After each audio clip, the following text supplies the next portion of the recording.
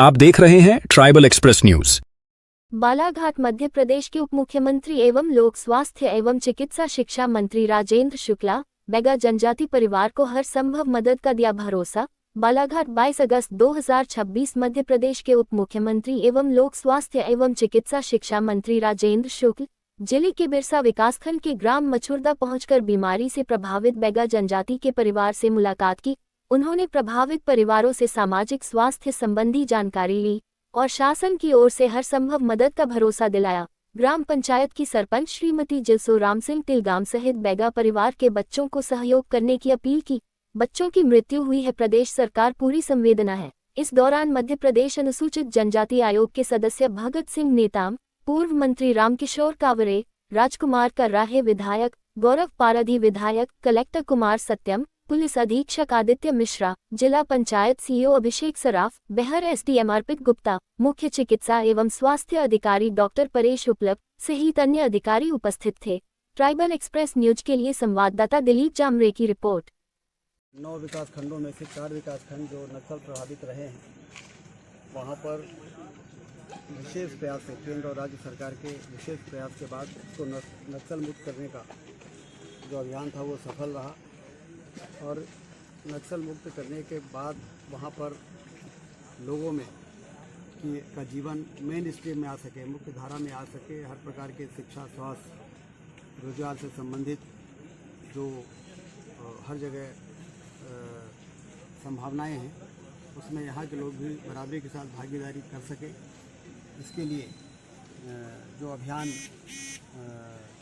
चल रहा है, उस दौरान ये समझ में आया है कि वहाँ पर टीकाकरण हो या मलेरिया से संबंधित दवाइयों के छिड़काव हो, चाहे कुपोषण को समाप्त करने के लिए किस प्रकार से पूरे प्रदेश में कार्यक्रम चलते हैं, इन इलाकों में हमें विशेष प्रयास करने की आवश्यकता है। क्योंकि मासूम बच्चों की जो मौत है उसका जिम्मेदार कौन है? उसके लिए जो अभी प्राइमा फेसाई जो समझ में आ रहा है कि वहाँ के लोगों में जागरूकता लाना है और जो मलेरिया और जो टीकाकरण की कार्रवाई है उसमें कहीं कमी तो नहीं रह गई है, इसकी एक विशेष जांच करने की आवश्यकता है। क्योंकि अभी हमने टीकाकरण के अधिकारी को हटाया है और मलेरिया के अधिकारी को हटाया है और नए अधिकारियों की पदस्थापना की है और एक कैचअप प्रोग्राम शुरू कर रहे हैं, जिसमें कि इन 4 ब्लॉकों में लगभग 350 जो गांव हैं, 1500 गांव बालाघाट जिले में हैं, जिसमें कि 20% गांव ऐसे हैं जो पूरी तरह से नक्सल प्रभावित रहे हैं। वहां पर ये भी बातें सामने आ रही है कि लोग वहां पर ज़्यादातर आगे आकर लाभ उठाने की आदत अभी उनमें नहीं है। डॉक्टर आते हैं तो वो कोशिश करते हैं कि हम वैद्य से दिखाएं और वो लेकिन हमें इसमें उनको प्रशिक्षित भी करना है, उनको जागरूक भी करना है। स्वास्थ्य विभाग और महिला बाल विकास की सबसे बड़ी लापरवाही सामने आई सर, इन पर कार्रवाई कब होगी? जैसा मैंने आपसे बताया कि अभी तो जिला मलेरिया अधिकारी और उनको चेंज किया है टीकाकरण अधिकारी को। अब वहाँ पर कैचअप राउंड शुरू कर रहे हैं और जब ये कार्यक्रम चलेंगे तो उस समय जिन लोगों की लापरवाही सामने आएगी उनको भी हटाने में और कार्रवाई करने में, अनुशासनात्मक कार्रवाई हो या अन्य प्रकार की कोई कड़ी कार्रवाई हो, उसमें सरकार चूकेगी नहीं। इन क्षेत्रों में सुविधाओं की कमजोरी रही है और प्रशासन को जनवरी माह में इस बात का पता चल गया कि इस तरह की समस्या यहाँ पर रोग फैल रहा है, तब प्रशासन ने सतर्कता नहीं बरती, तो अभी तक 25 मौतों के बाद भी किसी की जवाबदारी तय नहीं। अभी ये भी देखना है कि जो हमारे 0 से लेकर 18 महीने तक के बच्चे हैं, जिनमें हम टीकाकरण की बात करते हैं, मलेरिया अधिकारी की बात करते हैं, कुपोषण की बात करते हैं, वो ज़्यादातर इन एज ग्रुप में 0 से लेकर 18 महीने तक ये ज़्यादा संवेदनशील उम्र होती है। उसमें कितने बच्चे हैं, उससे ज़्यादा उम्र के कितने बच्चे हैं, क्योंकि ये भी आंकड़े में देखने में आया है कि कुछ बच्चे ऐसे थे जो 17-18 साल के भी थे। उनकी बीमारी का कारण क्या है? जो 18 महीने से कम बच्चे हैं उनमें बीमारी का क्या कारण है? और कुल मिला के सरकार बिल्कुल इसमें गहराई में जाना चाहती है। ये क्षेत्र पहले से ही मलेरिया का डार्क जोन रहा है, और पिछले 2 साल से जो है यहाँ पर एक होम्योपैथी दवा का डोज नहीं दिया गया है।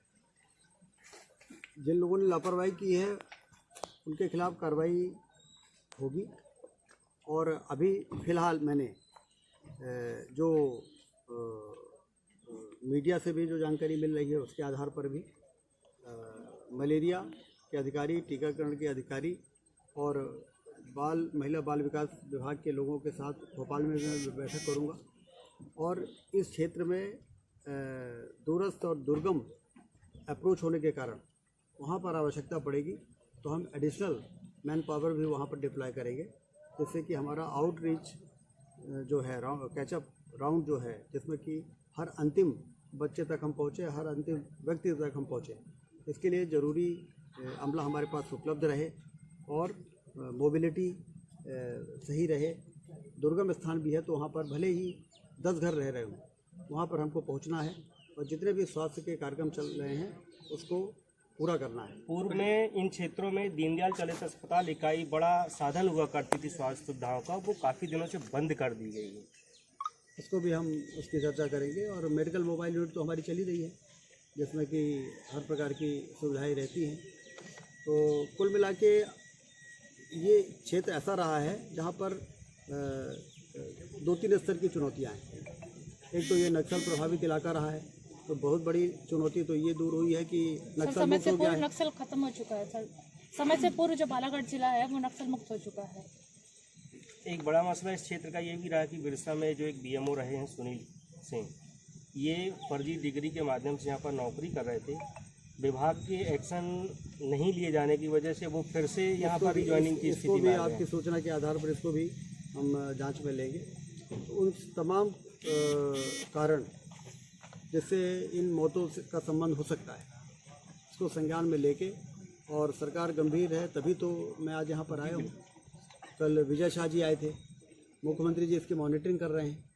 तो कुल मिला के सरकार की मंशा ये है कि शिक्षा, स्वास्थ्य और के मामले में हम ऐसे इलाकों में जहाँ अभी भी चुनौतियाँ हैं, जहाँ अभी भी जागरूकता की कमी है, जहाँ अभी भी लोगों को डॉक्टरों पर भरोसा और सरकारी सिस्टम पर भरोसा उतना नहीं है जितना अन्य क्षेत्रों में है, तो हमें उनको ओरिएंटेशन भी करना है, प्रशिक्षण भी देना है। और आप लोगों से भी मेरा यही निवेदन है कि हम भी उन लोगों के बीच में सकारात्मक भूमिका क्या निभा सकते हैं, जिससे कि प्रशासन वहाँ पर तेज़ी के साथ अंदर घुसे। सर, पीड़ित परिवार मदद की अपेक्षा कर रहा है, किस तरह की शासन स्तर से उनको सहायता, वो भी हम चर्चा करेंगे। और वो पीड़ित परिवार के साथ पूरी तरह संवेदना है। मैंने अभी 2 पीड़ित परिवारों से मुलाकात भी की है और उन 2 परिवारों से बातचीत करके जानने की कोशिश की है कि इस इलाके में किस प्रकार की सामाजिक परेशानी है। मैंने उनसे ये भी कहा है कि आपके बच्चे भविष्य में अच्छी शिक्षा प्राप्त करके, और यदि वो स्वस्थ रहेंगे, अच्छी शिक्षा प्राप्त करेंगे तो कल उनके लिए बहुत ही बेहतर भविष्य है। इसलिए आप सब इस मुख्य धारा में आने के लिए खुद ही आगे आएँ।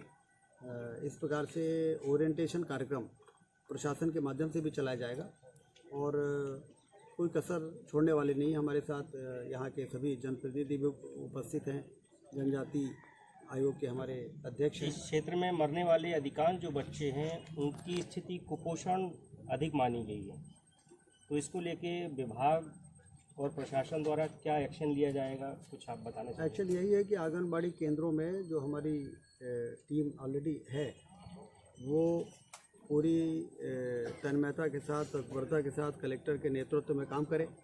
और यदि प्रशासन को ऐसा लगता है कि इन इलाकों में हमें काम करने में और कुछ शासन से अपने को स्ट्रेंथन करने में आवश्यकता है, तो उनसे हमने कहा कि आप प्रस्ताव भी भेजिए, जिससे कि शासन स्तर पर यहाँ पर टेक होम राशन का भी वितरण नहीं हुआ इन इलाकों में।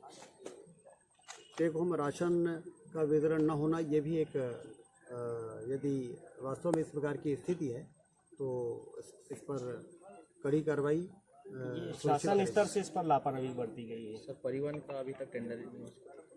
हाँ, लेकिन उसके दूसरे विकल्प प्रस्तुत किए गए हैं।